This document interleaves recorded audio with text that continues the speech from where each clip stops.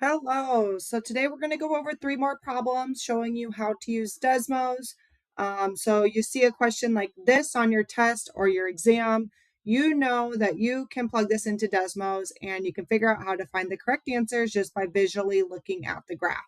So let's go ahead and get started. The first one says the area of Noah's square garden is 25x squared plus 60x plus 36.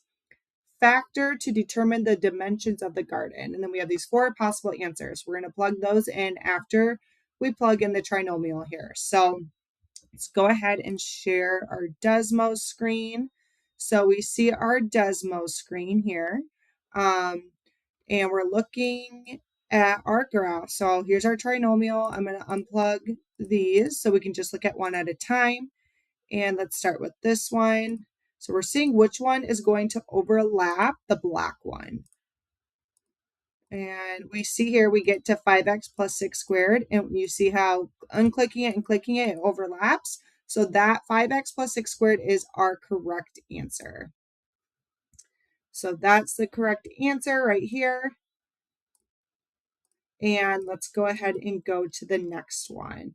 So it says Emily needs to factor the polynomial 4x squared minus 4x cubed minus 8x squared plus 20x minus 40 by grouping.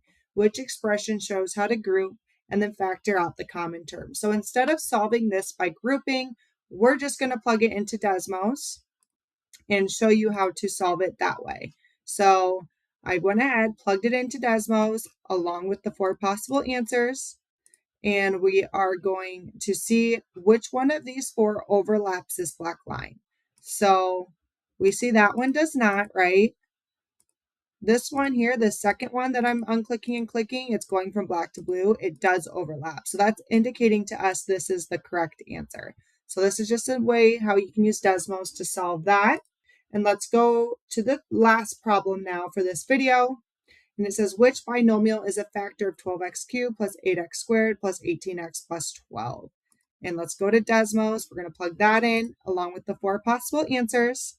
And remember in our other video before this, binomials, to find the binomial of it, it's where it crosses that line at the x-axis. So let's undo all these and let's see which one's going to cross it at the x-axis.